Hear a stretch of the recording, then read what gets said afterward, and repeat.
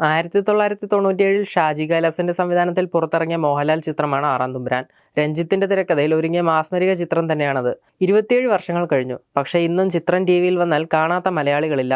ജഗന്നാഥനും ആ കോവിലകവും ഉണ്ണിമായയും നയൻസും അങ്ങനെ വന്നുപോയ എല്ലാ കഥാപാത്രങ്ങളും തകർത്തഭിനയിച്ച ചിത്രം. എന്നാൽ ഈ ചിത്രം ഉണ്ടായതിനെക്കുറിച്ച് മണിയൻ പിള്ളരാജു സംസാരിക്കുകയാണിപ്പോൾ. ഞാനൊരിക്കൽ ഫ്ലൈറ്റിൽ പോകുമ്പോൾ സുരേഷ് കുമാർ തൊട്ടടുത്തുണ്ട്. ഞാൻ വെറുതെ ചോദിച്ചു, സുരേഷേ, അടുത്ത സിനിമ ഏതാണെന്ന്.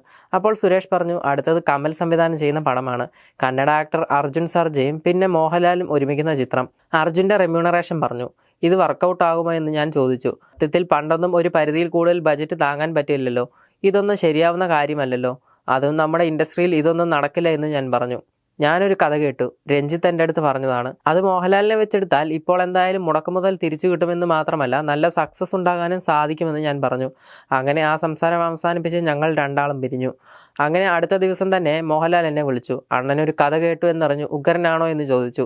സത്യത്തിൽ ഞാൻ കഥ മുഴുവൻ കേട്ടിട്ടില്ലായിരുന്നു. പക്ഷെ ഞാൻ പറഞ്ഞു അതിഗംഭീരമാണെന്ന്. ആറാം തമ്പുരാൻ എന്നാണ് ആ കഥയുടെ പേരെന്നൊക്കെ ഞാൻ പറഞ്ഞു. അങ്ങനെ ഇതെല്ലാം കഴിഞ്ഞ് സുരേഷ് കുമാർ എന്നെ വിളിച്ച് ചോദിച്ചു ഇനി എന്ത് ചെയ്യണമെന്ന്.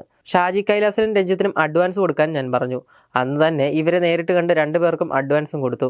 അങ്ങനെയാണ് ആ സിനിമ നടക്കുന്നത്. സുരേഷ് കുമാറിന്റെ ജീവിതത്തിലെ ഏറ്റവും വലിയ ഹിറ്റാണ് ആറാം തമ്പുരാൻ. എനിക്കും അതിൽ അഭിനയിക്കാൻ ഭാഗ്യമുണ്ടായി. മണിയൻ പിള്ളരാജു സില്ലി മോക്സ് ചാനലിലൂടെ സംസാരിക്കുകയായിരുന്നു. പാലക്കാടിന്റെ വശ്യ സൗന്ദര്യവും പിന്നെ മനോഹരമായ പാട്ടുകളും ചിത്രത്തിന്റെ മറ്റൊരു ഭംഗിയായിരുന്നു. ഒരു പക്ക തമ്പുരാനായി മോഹൻലാൽ പരകായ പ്രവേശം നടത്തിയ ചിത്രം.